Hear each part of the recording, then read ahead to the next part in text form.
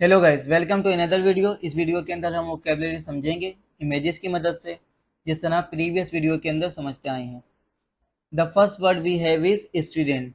If you know और if you remember, हमने last video जहाँ ख़त्म की थी वो स्टूडेंट पे ही ख़त्म की थी, और यहाँ पे शुरू भी स्टूडेंट से कर रहे हैं। इट मीन्स कि स्टूडेंट की दो मीनिंग है, एक मीनिंग जो हमने प्रीवियस वीडियो में कवर की और एक मीनिंग जो हम यहाँ कवर करेंगे। स्टूडेंट एक एडजेक्टिव है। किसी भी वर्ड का पार्ट्स ऑफ स्पीच जानना इंतहाई ज़रूरी होता है, और वो इसलिए ताकि आप इसका करेक्ट यूज़ कर सकें सेंटेंस के अंदर वाइल स्पीकिंग और राइटिंग। अब देखें इस पिक्चर को।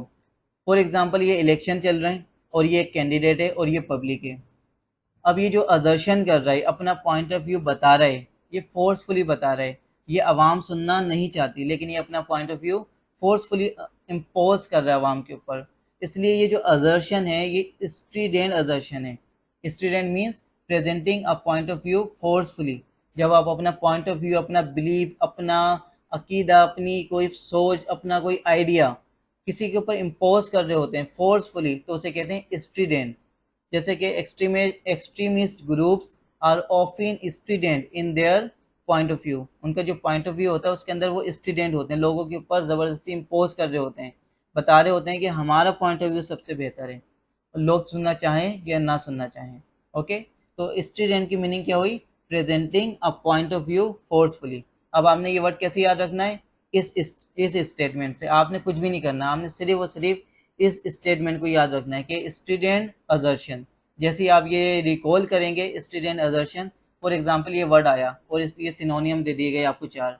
अब आपको समझ में नहीं आ रहा है कि स्टूडेंट की मीनिंग क्या है, तो आप फौरन क्या रिकॉल करेंगे? स्टूडेंट असर्शन अपने माइंड के अंदर। जैसे ही आप स्टूडेंट असर्शन रिकॉल करेंगे, आपके जहन में ये पिक्चर आ जाएगी, और इस पिक्चर की मदद से फौरन आपके जहन में इसकी मीनिंग सामने आ जाएगी। The next word we have is unpremeditated. Unpremeditated parts of speech में एडजेक्टिव है। अब देखें इस पिक्चर को। अब इस पिक्चर के अंदर ये जो ब्रिज है ये कोलैप्स हो गया है, इसके ऊपर गाड़ियाँ मौजूद हैं, और इन ड्राइवर्स को, जो भी ये गाड़ियाँ चला रहे थे, इनको नहीं मालूम था कि ये ब्रिज कोलैप्स हो जाएगा। इसलिए ये जो कोलैप्स है ये अनप्रीमिडेटेड कोलैप्स है। अनप्रीमिडेटेड की मीनिंग होती है ना पता होना, अनप्लैन्ड होना। वो एक एक्ट भी हो सकता है, वो कोई रिमार्क भी हो सकता है। आप बात कर रहे हैं और हमने बात करते करते एक ऐसी बात कर दी जिसके बारे में हमने पहले सोचा नहीं था, इसलिए वो अनप्लैन्ड होती है। तो कोई भी ऐसी चीज़ जो अनप्लैन्ड हो या अनएक्सपेक्टेड हो, जिसके बारे में आपको पता ना हो, जिसके बारे में आपने सोचा ना हो, वो कोई एक्ट हो या वो कोई रिमार्क हो और वो हो जाए, उसे कहते हैं अनप्रीमिडेटेड। क्योंकि ये ब्रिज कोलैप्स हो गया और लोगों को नहीं पता था कि ये कोलैप्स हो जाएगा, इसलिए ये कैसा कोलैप्स हुआ? अनप्रीमिडेटेड कोलैप्स। अब आपने अनप्रीमिडेटेड वर्ड कैसे याद रखना है? इस स्टेटमेंट से, अनप्रीमिडेटेड कोलैप्स। जैसे आप ये रिकॉल करेंगे फौरन आपके जहन में ये तस्वीर आएगी, और इस पिक्चर की मदद से फौरन आपके जहन में इसकी मीनिंग सामने आ जाएगी। ये सेंटेंस है, इम्प्रोवाइज्ड कॉमेडी कैन बी अनप्रीमिडेटेड। जो अक्सर कॉमेडियंस होते हैं, उनकी जो इम्प्रोवाइज्ड कॉमेडी होती है वो अक्सर कैसी होती है? बगैर सोचे समझे वो कह देते हैं। Now come to the next word, loath. Loath क्या है पार्ट्स ऑफ स्पीच में? ये एडजेक्टिव है। Now look at the picture. अब ये इस बॉय से काम कहा जा रहा है, इसे कहा जा रहा है फॉर एग्जांपल कि आप पढ़ लो, आप मोबाइल छोड़ दो, लेकिन ये कह रहा है नो। तो ये क्या हुआ? He was loath. ये क्या है? He was loath to the idea. जो आइडिया इसको दिया गया कि आप मोबाइल छोड़ दो और स्टडी कर लो, उस आइडिया के खिलाफ था ये। तो लोट के मीनिंग खिलाफ नहीं होता है, लोट की मीनिंग होती है अनविलिंग होना। किसी चीज़ के लिए या किसी काम के लिए अनविलिंग होना, वो काम करने की चाहत ना रखना, उसे कहते हैं लोट। इसको रिलक्टेंट भी कहते हैं। तो रिलक्टेंट या लोट ये दोनों सेम है। और फॉर एग्जांपल आपसे कहा जाए कि सुबह उठियो और आपसे उठा नहीं जा रहा, तो आप क्या हैं? आप रिलक्टेंट है, आप लोट हैं। ओके, फॉर एग्जांपल ये एग्जांपल देखें पहले। Every one is loath to admit their mistakes. हर कोई अपनी मिस्टेक्स को एडमिट करने में क्या होता है? रिलक्टेंट होता है, लोट होता है, मतलब अनविलिंग होता है, नहीं चाहता कि वो अपनी मिस्टेक एडमिट कर ले। तो लोट मीन्स ना चाहना, ना करने की चाहत रखना, अन। The next word we have is subversive. Subversive parts of speech में क्या है? एडजेक्टिव है। अब इस पिक्चर को देखें, ये सारे एम्प्लॉइज हैं। ये स्टेटमेंट भी देख लें ताकि आपको समझ में आ जाए। ये सारे के सारे क्या हैं? एम्प्लॉइज हैं। और फॉर एग्जांपल एक कंपनी के अंदर काम करते हैं और इस कंपनी ने एक ऑर्डर दिया कि आप सबको फॉर एग्जांपल इस साल बोनस नहीं मिलेगा क्योंकि कंपनी के अंदर लॉस चल रहा है और ये इसकी पॉलिसी भी है। अब सारे वर्कर्स ने हाथ उठा लिया कि ठीक है हम आपकी बात मानते हैं, सिवाय एक वर्कर के। इस वर्कर ने इनकी बात नहीं मानी, ये वर्कर इनके खिलाफ खड़ा हो गया, प्रोटेस्ट करने लगा। तो therefore he is a subversive employee, he is a subversive employee. तो सबवर्सिव की मीनिंग क्या हुई? Seeking to undermine the power of an establish system, कि कोई भी शख्स या कोई भी आइडिया या कोई भी किताब या कोई भी ऐसी चीज़, वो लिविंग हो या नॉन लिविंग हो, वो इस्टेब्लिश सिस्टम या इस्टेब्लिश बिलीफ के खिलाफ खड़ी हो जाए, उसकी पावर को अंडरमाइन करने लग जाए या करने की चाहत रखे, उसे कहते हैं सबवर्सिव। तो ये जो एम्प्लॉय था, ये जो कंपनी की पॉलिसी थी उसके खिलाफ खड़ा हो गया था, इसलिए he was subversive employee. Now look at the example, the government closely monitors subversive groups. ये वो ग्रुप्स होते हैं जो गवर्नमेंट के खिलाफ होते हैं, गवर्नमेंट पॉलिसीज़ के खिलाफ होते हैं और अक्सर प्रोटेस्ट करने लग जाते हैं, जो भी इनको पसंद नहीं आती, जो भी गवर्नमेंट का डिसीजन या पॉलिसी पसंद नहीं आती, इसलिए गवर्नमेंट इनके हर एक्ट को मॉनिटर करती है closely. Okay, the next word we have is scuffle. Parts of speech के अंदर ये नाउन है। Now look at the picture, ये एक स्कफल चल रहा है इन दोनों के दरमियान, ये दोनों एक दूसरे को नहीं जानते और हल्की फुल्की सी नोकझोंक हो रही है, हल्की फुल्की सी लड़ाई हो रही है, हल्की फुल्की सी तूता हो रही है इन दोनों के दरमियान। कहाँ पर? बार के अंदर। So this is a scuffle at a bar.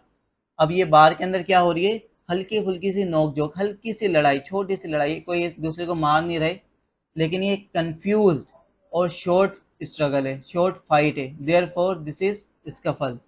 Now look at the example, my friends irritates me as if he wants a scuffle. यानी मेरा दोस्त, फॉर एग्जांपल आप स्कूल में बैठे हुए, एक दोस्त आपके पीछे बैठा हुआ है, अब वो बार बार आपको छेड़े जा रहा है और वो क्या चाहता है? स्कफल। अब ये दोबारा स्कफल आ गया, इसका मतलब ये है कि स्कफल की दो मीनिंग है। पार्ट्स ऑफ स्पीच के अंदर ये भी नाउन है। Now look at the picture. अब इस पिक्चर के अंदर आप देखें कि ये वर्कर्स हैं, फॉर एग्जांपल एक कंस्ट्रक्शन चल रही है एक घर के अंदर, ठीक है, और इसके अंदर पेंटिंग भी चल रही है, इसके अंदर प्लम्बरिंग का भी काम हो रहा है और बहुत सारे काम चल रहे हैं। तो कुछ वर्कर्स इधर भाग रहे हैं, कुछ वर्कर्स उधर भाग रहे हैं और उनके भागने की वजह से जो शोर पैदा हो रहा है उस शोर को कहते हैं स्कफल। ठीक है, इसकी मीनिंग देखते हैं। एन एक्ट और sound of moving in a hurried and confused manner. जब कोई इधर उधर भाग रहा हो कंफ्यूज्ड वे के अंदर और उसकी वजह से जो साउंड पैदा हो रहा हो, उस साउंड को कहते हैं scuffle. Look at the example, the restaurant was full of scuffle of waiters feet. कि फॉर एग्जांपल रेस्टोरेंट जो है फुल था, कुछ वेटर्स इधर भाग रहे हैं, कुछ इधर भाग रहे हैं, कुछ उसका ऑर्डर ले रहे हैं, कुछ इसका ऑर्डर ले रहे हैं और उस वजह से जो शोर पैदा हो रहा था उस शोर को कहते हैं स्कफल। ओके, अब the next word, light motive. Light motive parts of speech के अंदर नाउन है। Now look at the picture. जब कुछ लोग जो जब सिंगिंग करते हैं तो उनके सामने एक तरह की बुक रखी हुई होती है, या कह लें कि इसी तरह का कुछ रखा हुआ होता है, पेज के ऊपर इस तरह का पैटर्न बना हुआ होता है जिसको वो फॉलो करते हुए म्यूजिक कंपोजिशन कर रहे होते हैं। तो this is a light motive of music. तो ये कंपोजिशन नहीं है लेकिन एक तरह की थीम है जो कि पूरे के पूरे म्यूजिक के अंदर अप्लाई हो रही होती है, एक तरह की ट्यून होती है जो पूरे म्यूजिक में अप्लाई हो रही होती है। तो इन शॉर्ट लाइट मोटिव कहते हैं थीम को। तो this is a theme of music, it means this is a light motive of music, a recurrent theme throughout a musical composition। Okay, और इसी म्यूजिकल कंपोजिशन में नहीं बल्कि किसी मूवी के अंदर, किसी बुक के अंदर, कोई भी ऐसी चीज़ जो बार बार थीम रिपीट हो रही हो जिसके अंदर, यानी एक थीम चल रही हो पूरी मूवी में, पूरी बुक के अंदर, पूरे म्यूजिक के अंदर, उस थीम को लाइट मोटिव कहते हैं। ये सिर्फ म्यूजिक में अप्लाई नहीं होती। Now look at the example, the leitmotif of the story was disturbingly tragic. अब यहाँ लाइट मोटिव क्या है? यहाँ लाइट मोटिव है थीम, जो स्टोरी की थीम थी वो कैसी थी? Now look at grimace. Grimace, grimace noun है पार्ट्स ऑफ स्पीच के अंदर। Now look at her. अब इसने एक फेस बना हुआ है, एक फेस एक्सप्रेशन दिखा रही है, लेकिन ये फेस एक्सप्रेशन कैसा है? ट्विस्टेड, अगली, ट्विस्टेड एंड अगली एक्सप्रेशन। और ये इससे शो क्या हो रहा है? Disgust and pain. For example आप रास्ते में जा रहे हैं, ठीक है, और रास्ते में जाते हुए आपने देखा कि एक तरफ कचरा पड़ा हुआ है, उस कचरे को देख के जो आप एक्सप्रेशन देते हैं फेस के ऊपर, उसे ग्रीमेस कहते हैं। या फॉर एग्जांपल आप जा रहे हो, दो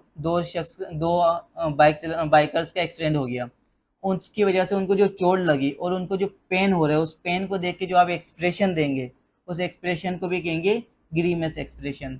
सो ग्रीमेस एक वर्ब भी है और एक नाउन भी है।